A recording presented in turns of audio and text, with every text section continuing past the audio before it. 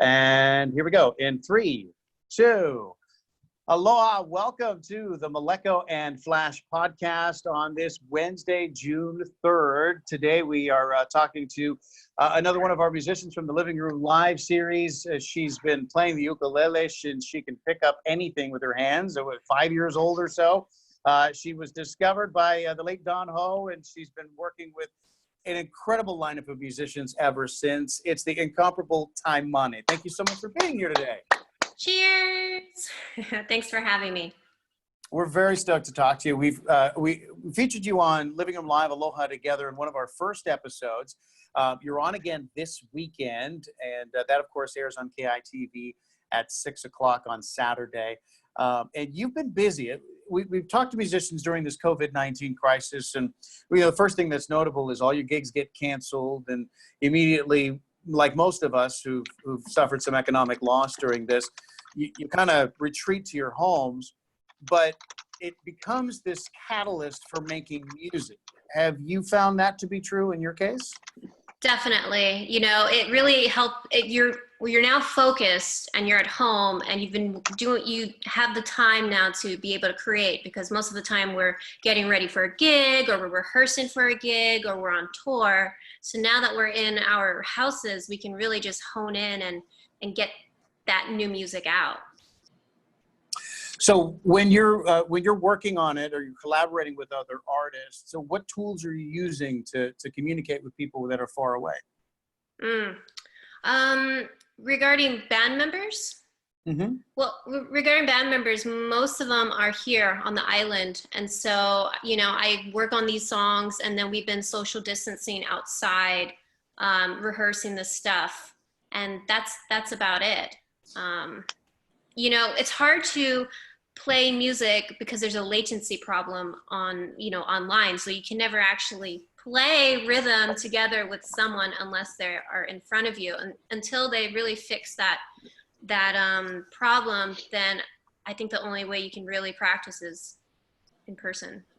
How many people are in your band? There's 4 of you, right? It's like it goes up and down. Yeah, but normally I have a guitarist, cajon player for sure, and then I have cello sometimes, violin. I've been working with an upright bass. So it's whatever the song calls for is kind of what happens. It's just like a bunch of musicians coming together. Do you find rehearsing in particular when you're talking about new music that is unfamiliar to everyone, the physical distance that's now between you guys when you're rehearsing outside, being 6 feet apart, does that physical difference make a difference in how you guys are vibing and collaborating together? No, I don't really see a difference.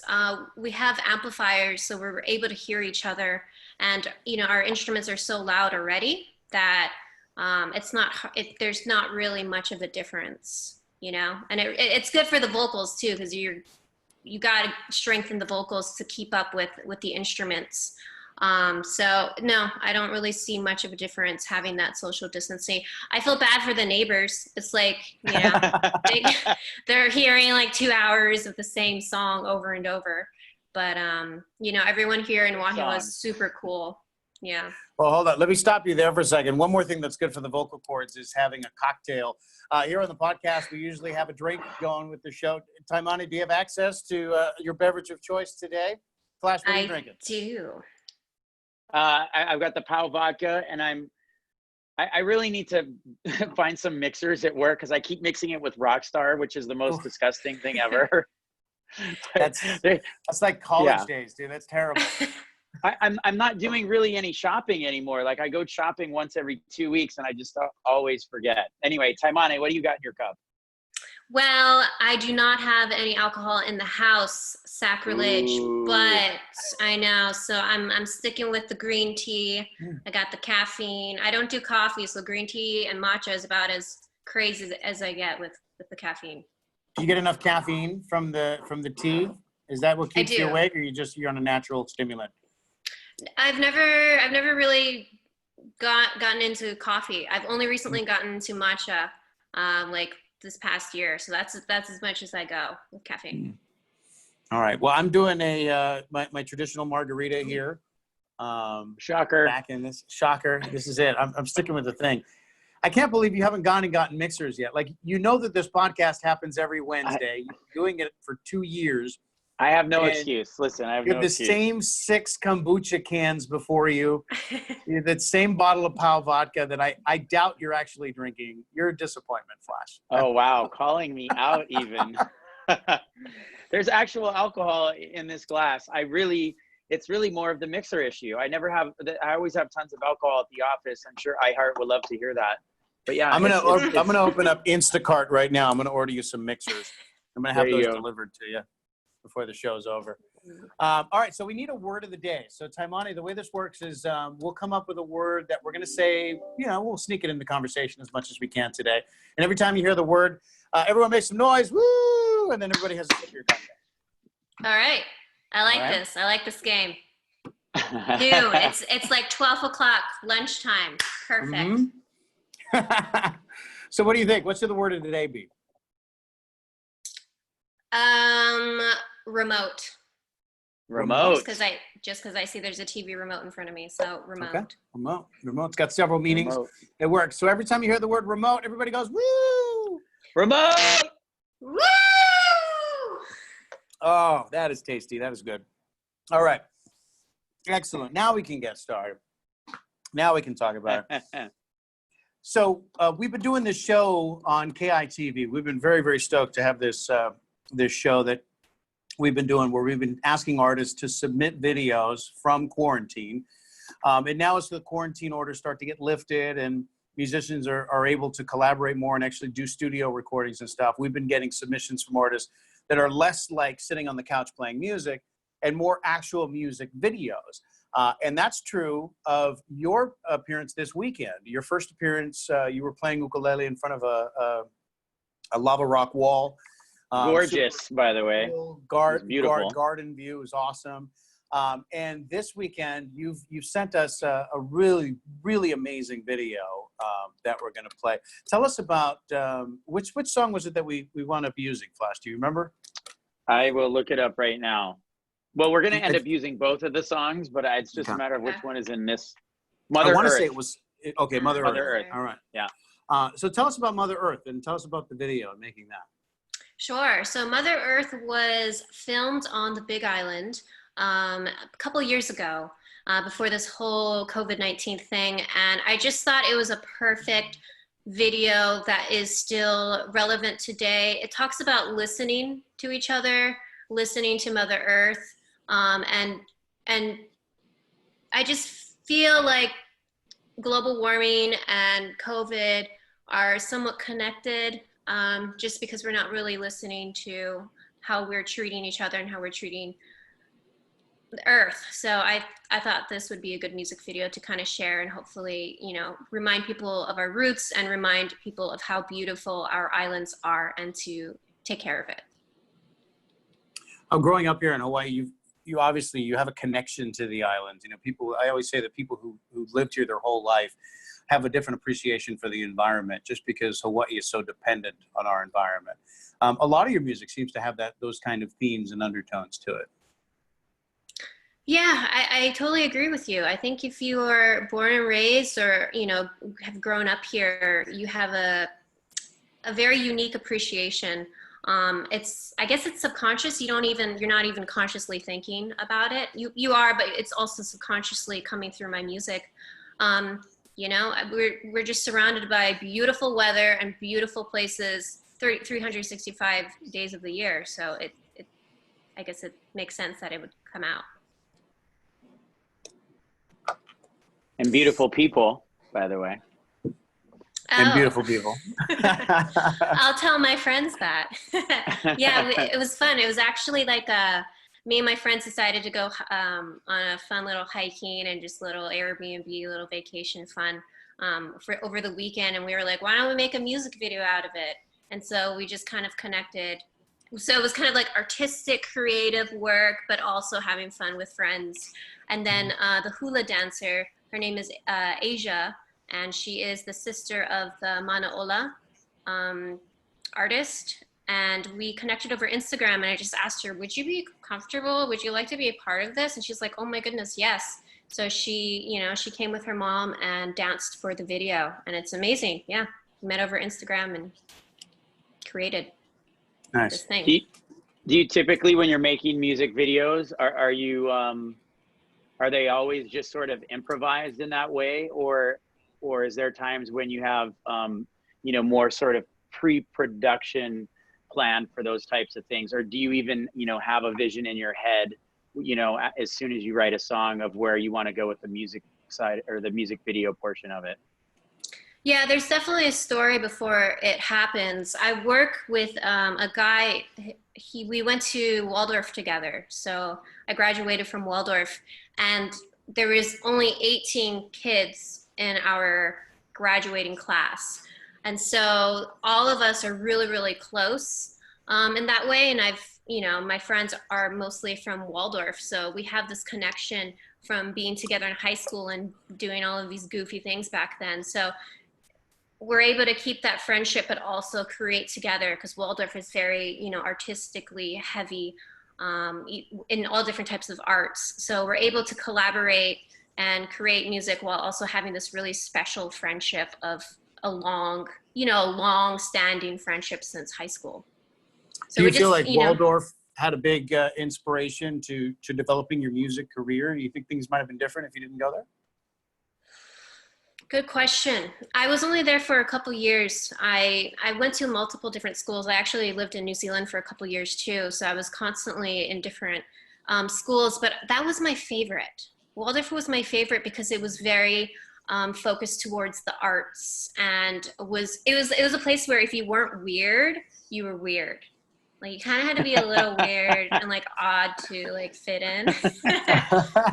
So just being surrounded by people like-minded in that way, I think was a huge influence in, creating music videos to this day. Did you create any other kind of art while you were there? We did all, ceramics. We did, anything that turned you on, anything that you could have pursued? But by the way, Maleko, that's code for she made bongs. Yes. I was into ceramics. Yeah, Taimane, we were all into ceramics in our teen years. Oh, really? Well, guess what, Flash? Remote. Remote! Cheers! Wasn't in a sentence, but I just decided to use it. That's good. Yeah. Mm-hmm. Yeah. So a lot of people in Hawaii, when you're growing up, you pick up the ukulele, you learn how to play a song or two. I think everybody can play surf. There's not, Yeah. and that's about the extent of my ukulele playing experience. But, you picked it up at a young age, and you developed it early on. Whose influence was that? My dad was my biggest support when I was a young child. My mom was too, but she was a flight attendant, so she was constantly flying. So my dad was the one who was always taking me to all these different ukulele schools. Jake Shimabukuro was one of my teachers too. So I mean, I feel like he's the king of ukuleles. So to be able to have him as one of my teachers was, definitely helpful. Definitely can see Jake's style in your playing. That fast fingers, that picking, that is notoriously Jake. And I actually didn't know that. I didn't know that Jake was one of your first teachers. I know that you knew him. What do you talk to him now? What's your relationship with him now? We're cool. We'll see each other during gigs. Is it cool with him that you're more famous than he is Oh, now? Is that cool? No, Wow. no, that's a huge Maleko, no way. I'm trying to get him on the show still. Yeah, he's just chalk him down with the sponsors that aren't going to buy us anymore. That's right. He's a good guy. He's paving the way for the ukulele and has really, paved a great path for us, especially in the mainland. The mainland does not look at the ukulele like a real serious instrument. And so, Jake and I are trying to break that ideology. Why do you think that is? Is it just because it's from a culture they don't understand, or it has a goofy name? That's a really good question. I mean, when you first think of the ukulele, you think of the chilang chilang, you know, like the small soprano. I don't, I don't It's know. I interesting. You think, know what? We had mm, Ukulele Russ on the show. He's an ukulele player from Alaska, and he does. He's very Richard Cheese style in that he does mm. this hokey Very kind white. of. He makes fun of songs playing ukulele, which is I think it falls into what you're saying. Is that people look at it like it's a joke instrument. It's a silly instrument as opposed to a serious instrument until they see you play anyway, and then in which case, I mean, there's just no doubt about it. You turn that thing into a serious instrument as soon as you pick it up.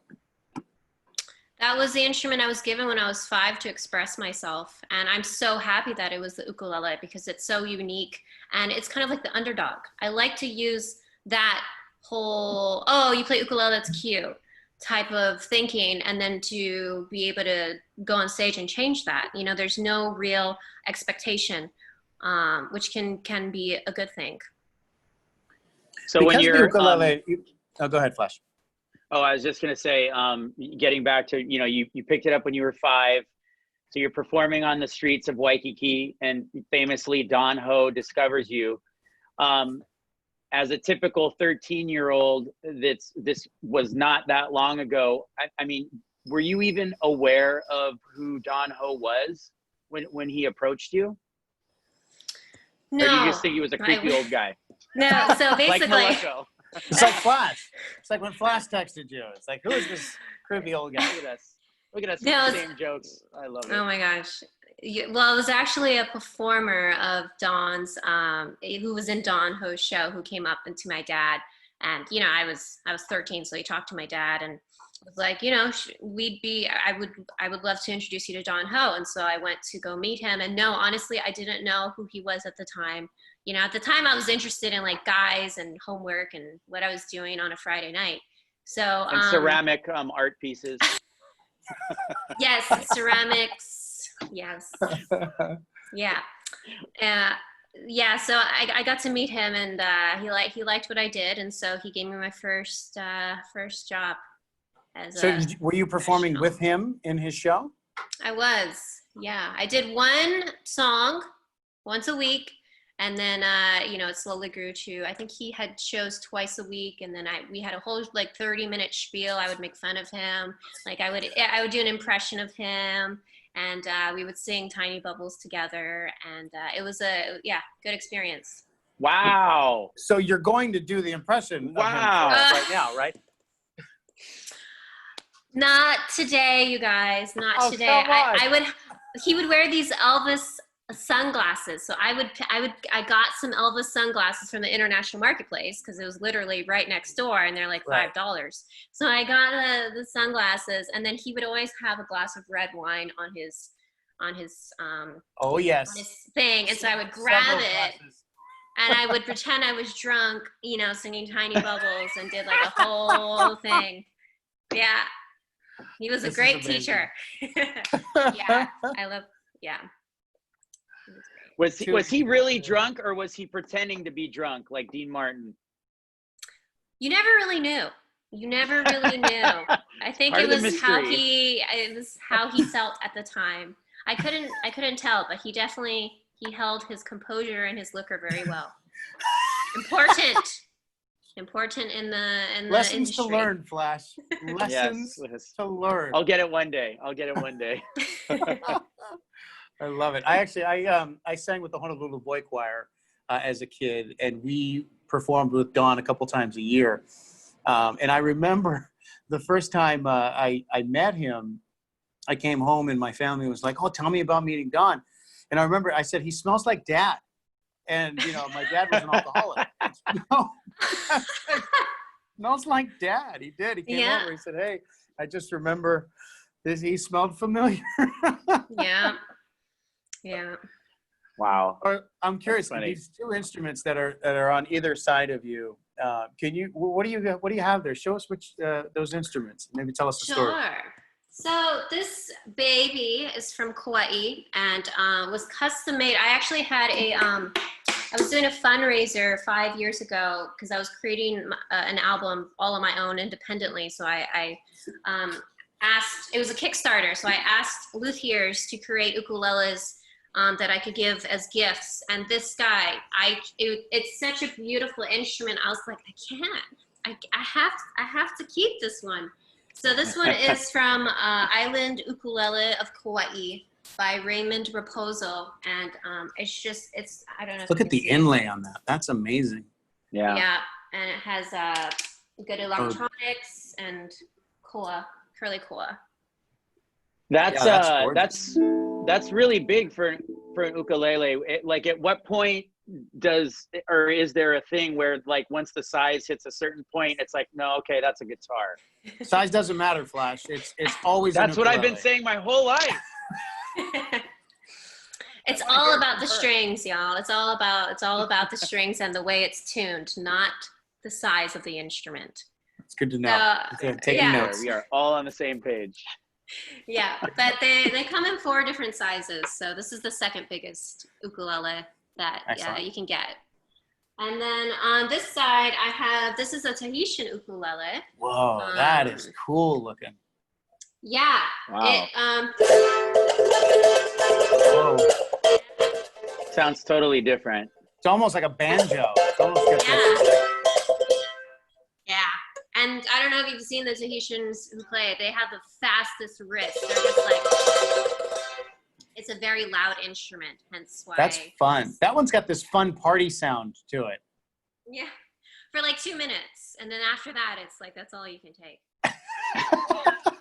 It's very loud. Yeah. So have you written songs for both of those instruments? Like, do you have a song that's specifically for that one, for the Tahitian? Yeah, the new album has a lot of Polynesian elements into it. So I wanted to incorporate Polynesian instruments to color these new songs. So that's why I have this one to give it that island feel. Nice. Would you be willing to play it now? Sorry? Would you be willing to play the song now? Oh, sure. Okay. Yeah. Let's see. Nice, Maleko. Okay, so I'm just going to play a little bit of this new song. And I did incorporate a couple covers, but just be open-minded to it. I'm going to play a Tahitian song, and then it's going to go into Radiohead. Because you would never think that Radiohead would work with the Tahitian song. But it's a part of the medley I'm working on. Okay, let's see.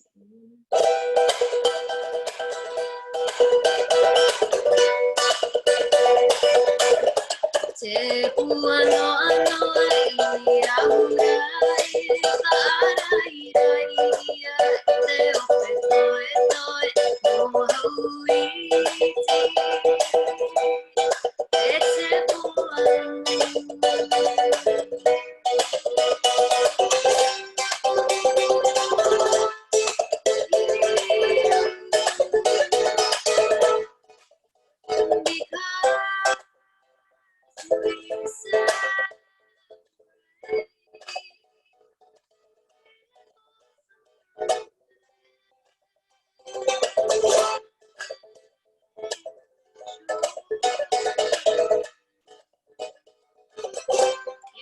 Keeps going, and then I like improvise and then get crazy on it, but it's just like, it's kind of fun to explore with these instruments.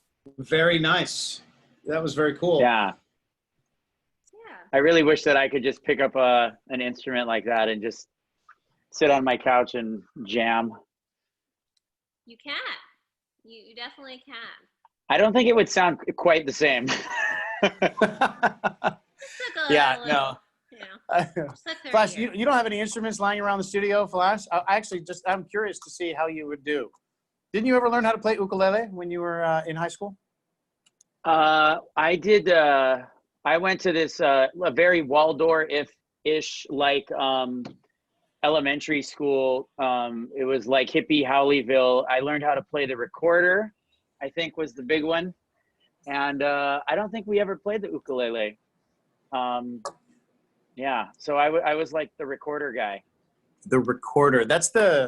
It's like a flute, but it's like the plastic mini cheap one. Flute, yeah, mini flute and the whole thing. Yeah.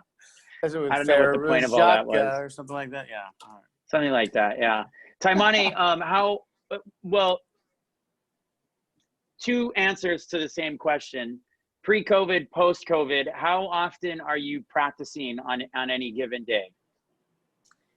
Pre-COVID, never, because I was constantly performing. So performing was basically practice.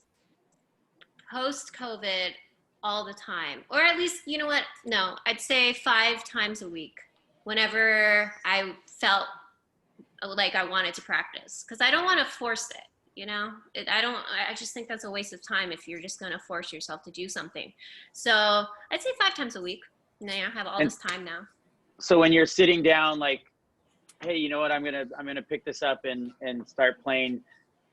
Typically, how long does that go on for? Normally it can go an hour to 3 hours. Yeah, and 1 hour to 3 hours. I'm learning some classical music right now, which has been fun. Yeah. How do you learn music? What do you have somebody teaching you, or are you just teaching yourself? Teaching myself. I learned by ear. I learned by ear and then a little bit of tab, but mostly by ear. So I just got to listen to it and then figure it out. Who are you? Which composer are you learning now? I am learning Johann Sebastian Bach. I'll play a little bit of it for you.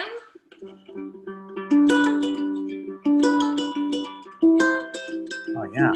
Yeah, the cello song. So I'm learning that one, and then I'm also learning Beethoven. Yeah, the Moonlight Sonata, and then Ave Maria. But Nice. Yeah. Yeah, Ave Maria on ukulele. That must sound amazing. Yeah, I mean the way that the way that Willie K did it is just he made it so beautiful. So yeah, I wanna bring it up. It was also my mom's favorite song, so I wanna play it. And Christmas is coming up, so gotta learn a Christmas song. Yeah. Yeah, you brought up Willie K. What was your relationship like with him? Oh man, he was amazing. We would bump into each other. We would bump into each other at gigs, like in California, and then we actually the last time I saw him, besides he did like a concert for himself, a fundraiser. Before that, the last time we actually had to play together and collaborate, it was a private event on Maui, and it was, you know, sometimes it just clicks right in, and then sometimes it's really hard to play with musicians. It's just energy. And with Willie, we didn't even really practice. We're just like, okay, let's just see what happens, and it just clicked in. I think we did like Santana together. Yeah, it was cool. Yeah, that's what a lot of people have described him as, being unpredictable Willie K. It's like you didn't know which one you were going to get. It's like it could be blues rock Willie K. It could be Hawaiian Willie K. It could be opera Willie K. You know, it's always a different performer. The energy was always different on stage. It's pretty amazing. But always amazing. Yeah. That was the fun part. It was that you didn't know. You could play all different types of things, and made it fun for everyone. I mean, I think he did German. I heard him do like a polka once. And, I believe it. Yeah.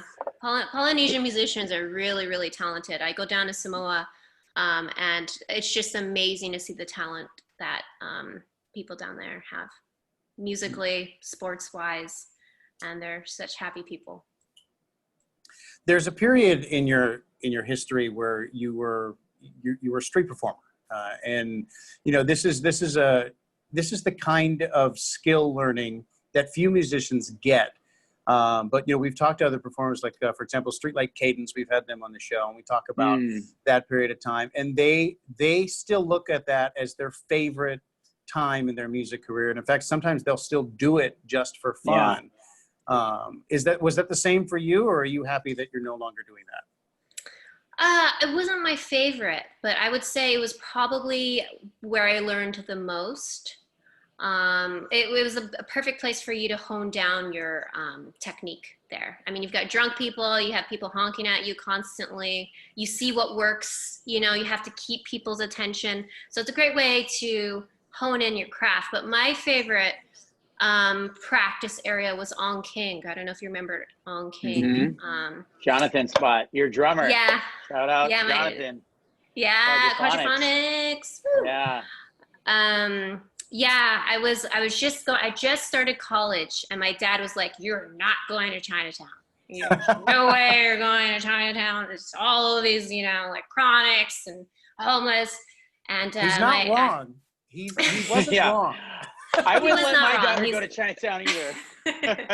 He wasn't wrong, but there's so much more to that whole bohemian thing. I went to Onking, and they were like no covers, which was the exact opposite of Waikiki, which is all covers because you want to connect with the tourists, and that's what they want to hear.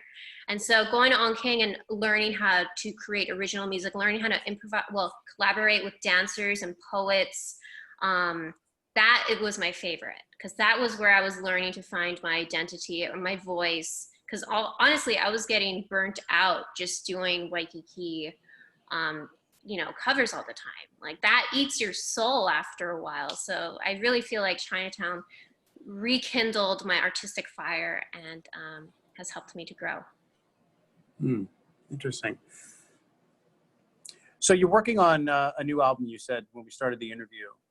Yeah. Is it done, or how close is it to being released? When can we expect to hear that? Oh man, it's about 80% done. I'm trying to, I want to wait it out because my engineer, he's like 80. I think he's 80. Oh, I hope if he hears this and he's like, "What? I'm not 80." He's like I'm 70. 79. That's coincidence. So- Flash is actually 79. So maybe they know each other. Yeah. His name is We went Pierre to high- Grill. Pierre Grill, yeah, we went to high school together. Oh yeah. Pierre. Yeah, he's a spot in Manoa, and he's very French, amazing engineer, but he is on the older side, so I don't want to risk it until things kind of settle down. Before Did you say his name is it Pierre? Oui. You said? He's very French. Yeah, his name is Pierre. I think I know who that is. Yeah. I don't know that there's many Pierres that are engineers in Hawaii. There's probably not too many of them. Yeah, he's very tall. He's a musician, and you would definitely know him if you met him.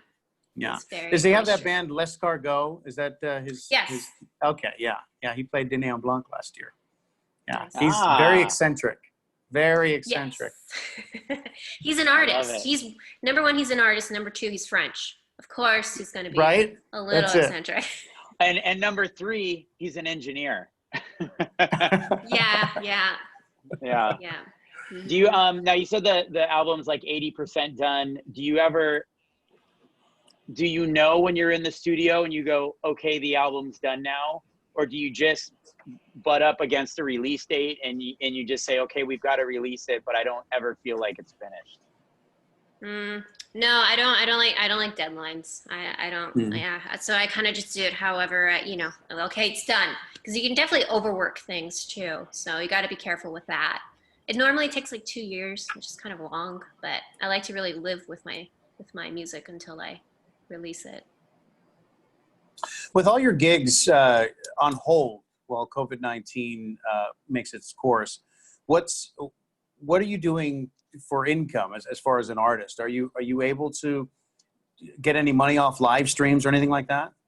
I am. Yeah. I'm actually doing a YouTube. Hey, I'm doing a YouTube live stream this Sunday at 11, and that has been really helpful because people can tip.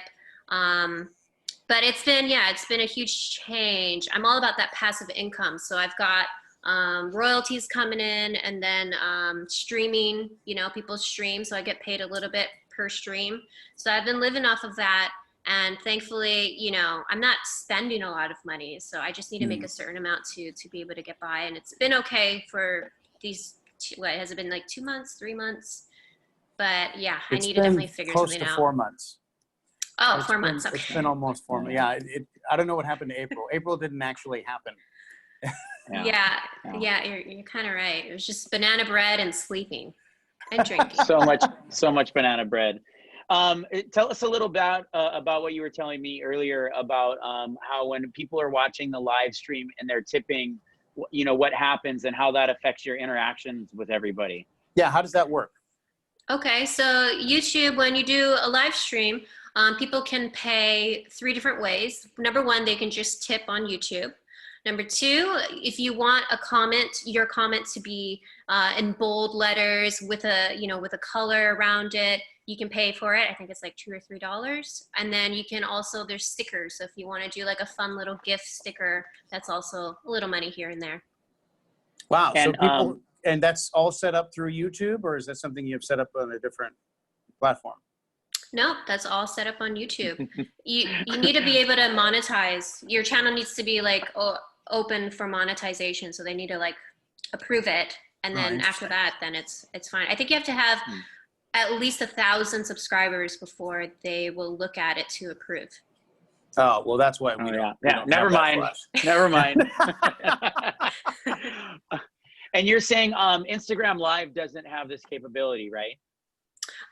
To my knowledge, no. They don't have where you get paid. I think, I don't know if Facebook does. Because I find with Instagram Lives, obviously I'm not doing live streams there, but Maleko and I, we do Instagram Live interviews sometimes. And sometimes the questions that people are wanting you to ask whoever it is you're interviewing or whatever, they're going by so fast. It's really hard to keep up with that and talk to the person that you're interviewing at the same time. I feel like that would be like a really good feature if Instagram Live had that. It would actually be helpful. Yeah, I hope they get on the train, because this is a great way for people, for us and musicians to somehow make money during this time. The only way I think for Instagram is if you put up your PayPal or your Venmo for people to go to. Yeah. It's interesting. We're learning as we go with all of this. Artists are figuring it out as it goes. Like you shared that information, some other artists just heard that for the first time, and now they're going to be able to do that next time. We were talking to Taimane, and he was telling us that he's got a bunch of different ways that he does it too. Sometimes he uses Twitch or another platform where he can get people to tip. But it's so basic. Like we're using technology that wasn't exactly designed for that now, that I feel like within a couple of years, it'll be so advanced. We'll look back at this 6 months how silly was it the way we were doing it, posting PayPal links in our Instagram lives, how archaic was that? Yeah, we're all learning as we're doing this. And speaking about that, I also, I used to have concerts, and then I also have private events, and that has just gone out the window right now, because normally a corporation comes here, they need entertainment, so an event planner will hire me, and then I perform for them. And so they're not coming here anymore.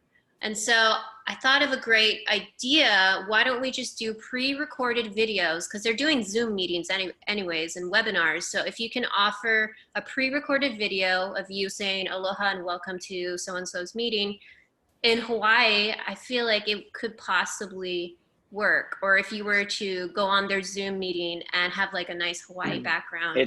I can tell you, I don't even know if I can say the client's name, but that's already happening. I've already been hired to do that for people. Yeah. Both. You've been hired to do that? To be the go-between. Like, so I've actually already hired some local artists as well as national artists to like introduce themselves to like the corporate meeting people. And it's all pre-recorded from wherever you're at. Right. So on a national level, you don't have to fly in the artist, put them up at a hotel, deal with their backline and the rider and the whole 9 yards. It's like, just go out in your backyard and send me a video in 10 minutes of you saying, Aloha Company XYZ. It's, so-and-so from the mainland here. Here's my 1 or 2 songs, and, have a nice day. Aloha. It's in a way, it's so much easier.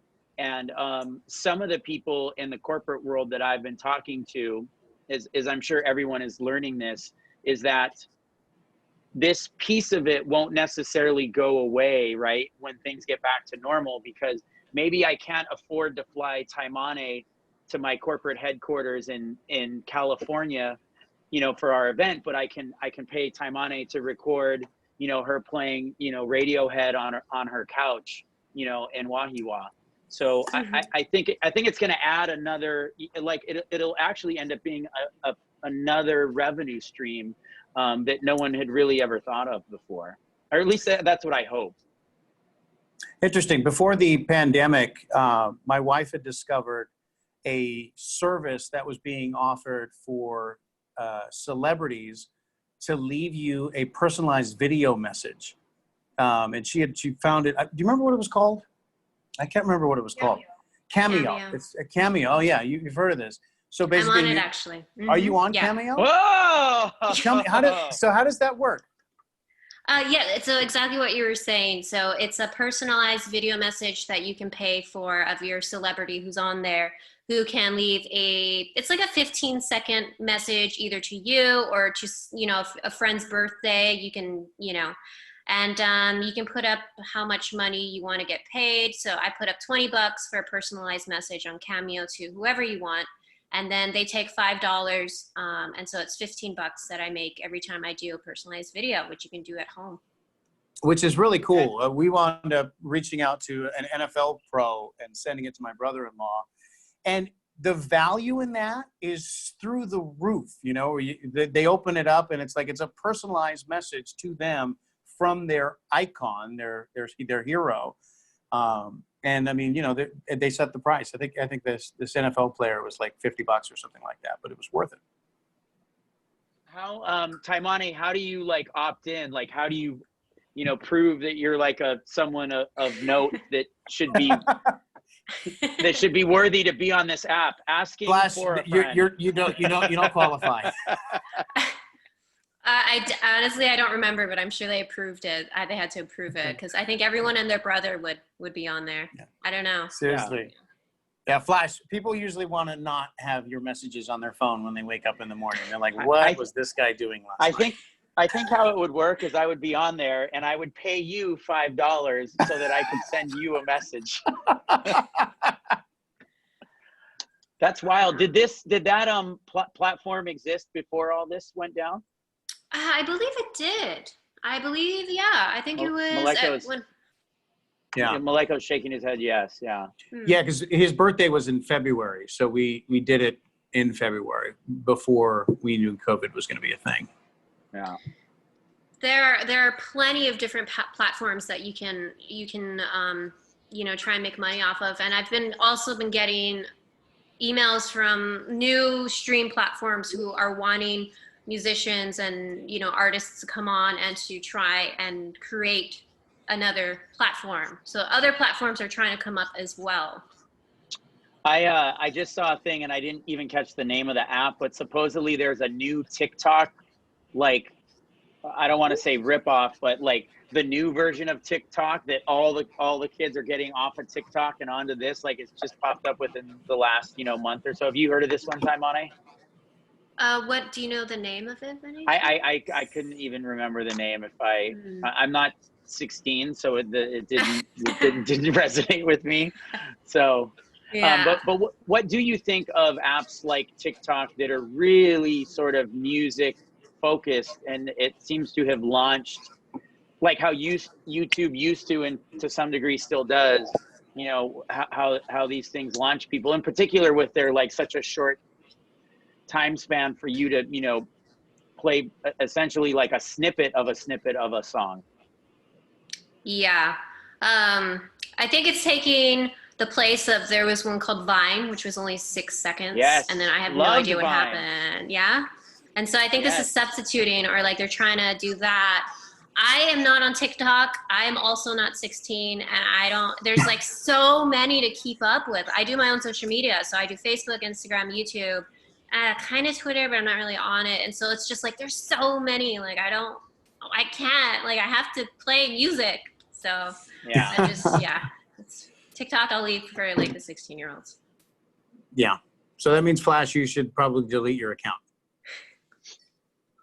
I do have an account. I've just never posted anything, but I'm I got to make it so someone else doesn't take my damn name. That's what you have to do with any of these things, is you got to at least grab your own name so no one else will squat on it or start posting saying that they're you, even worse.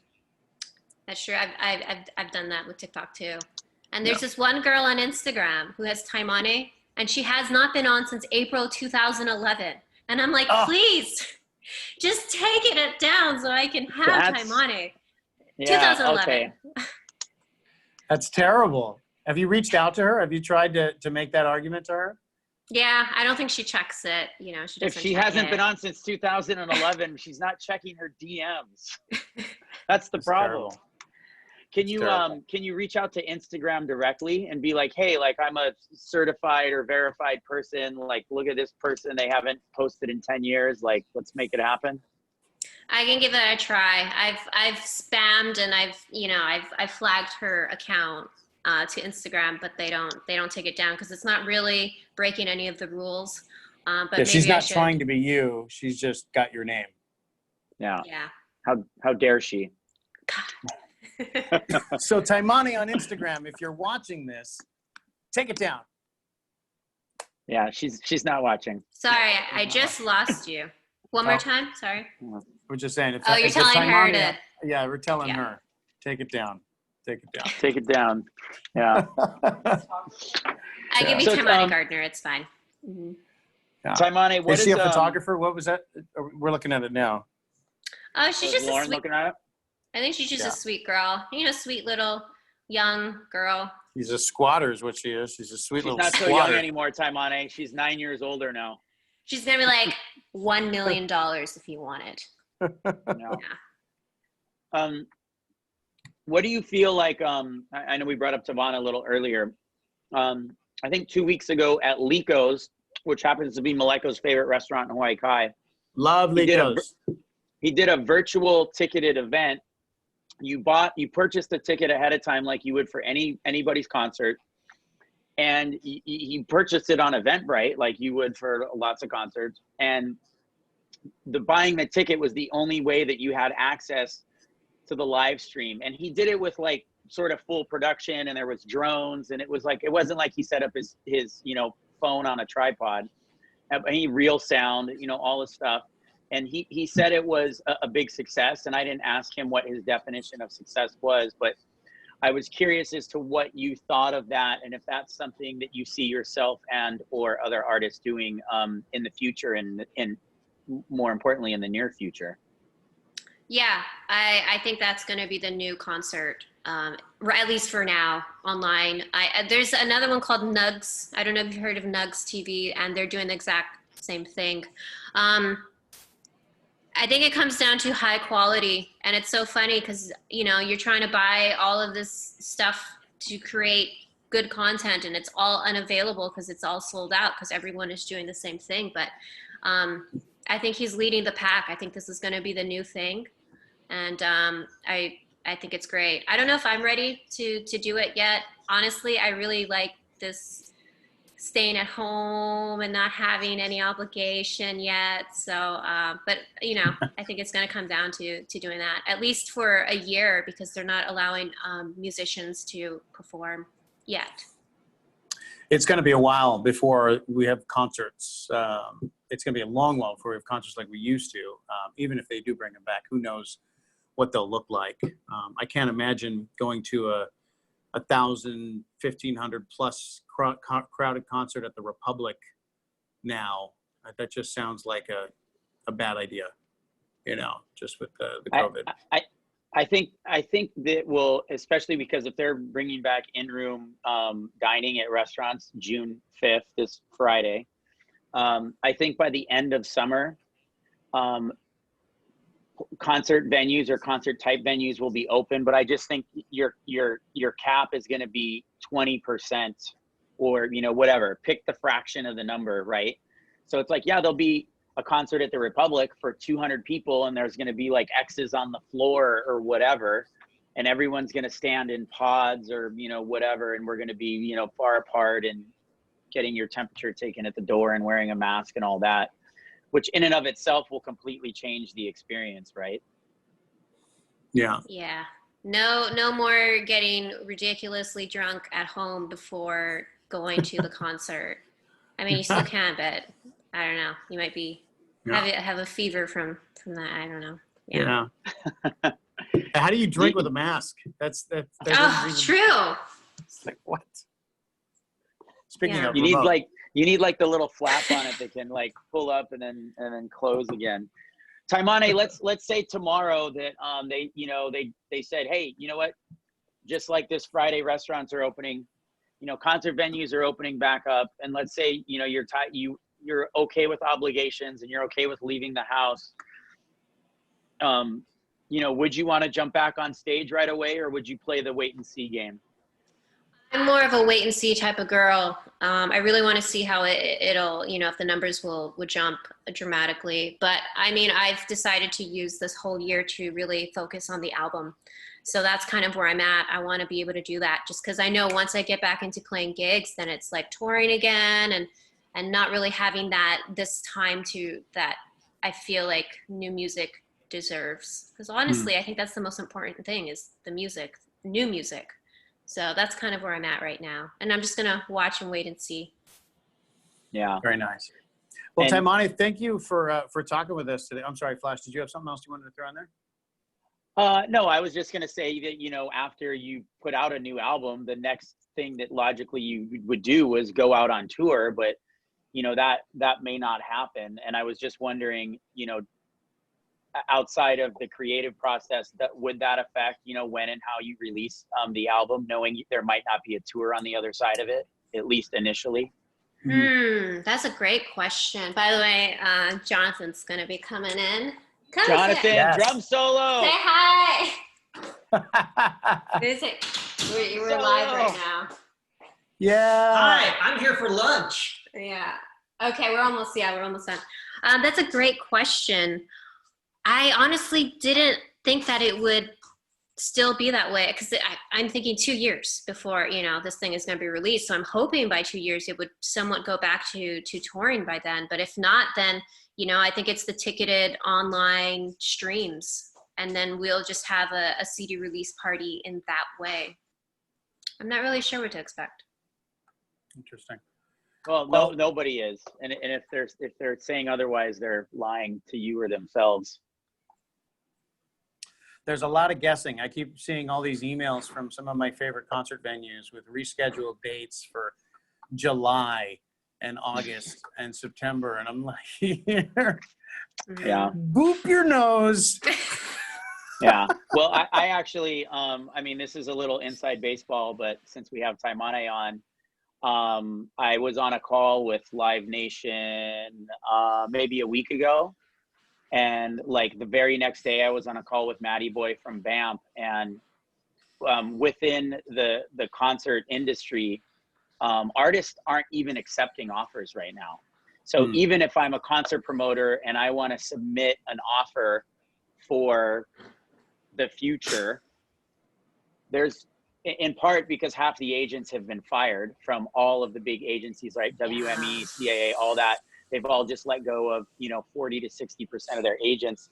That's one reason. But the other reason is it's like, why are we even talking about offers when we don't even know when or how or what's going to happen, right? So it's a very, very strange time in the music industry, truly unprecedented when no one is even accepting or looking at offers. Yeah, and at the same time, I really feel like the community are fiending for music. They really want some sort of connection with music right now. And it's unfortunate that the music industry kind of has to take a step back for now, especially with, Governor Ige. I think he just said yesterday that musicians are not able to perform. We're not to perform, yet all of these other things are opening. If only there was a TV show that happened every week, maybe like on a Saturday at 6:00 on KITV that featured some of our favorite artists like Taimane. If only. Yeah. Oh, and raising money for great causes as well. If only. That's a good point, Flash. In fact, this Saturday, Taimane joins an all-star lineup of performers. Also performing are Anuhea. We've been trying to get her on the show for a while. We got John Maoli on the show as well. Yeah. It's been an incredible 8 Sean Garnett weeks. from Hawaii Five-0. Yeah. Sean Garnett, great guy. He does a really cool song too from Quarantine. And it's actually Robert K. Kaula is a musician. He's the sports guy at KITV. He used to be the sports guy. Now he's an editor. But he's been a musician for years, and he wrote a song just for our show. And we're going to air that this Saturday. He had the entire staff at KITV sing. And Fortunately, he knows how to auto-tune because the entire staff at KITV cannot sing, but he makes us sound amazing. So that's all happening this Saturday, 6 o'clock. And of course, Taimane, we're debuting one of your new videos there. It's going to be amazing. Check it out. You can watch it here, by the way, too. It's also streaming on Facebook and YouTube on Saturday. Thank you so much for all your support, Taimane, and for doing what you do. You're amazing. Thank you. Thanks for having me. And if they want a little more Taimane, I also have my live stream Sunday at 11 on my YouTube channel. So thanks so much for having me. It was great talking to you, having in-depth conversation. It was great talking with you, too. Yeah, this is really nice to get to know you, Taimane. We really appreciate it. You know, Taimane has given us, you know, this is your second time on the show coming up this Saturday, and we're going to have you on one more time. We've been extended for a week. So we just really appreciate, you know, your continued support of the show and the great causes. And I do want to say thank you to your manager, Mark Tyrone, as well. He's always been really sweet and very nice to me, but I mean, it's been exceptional, the support you guys have given us over these last few weeks. We really appreciate it. Yeah, we love working with you guys. I love just playing music in my backyard, so I can definitely share some more of that with you. And yeah, Mark's been a huge help. Definitely. Cool. Thank you so much.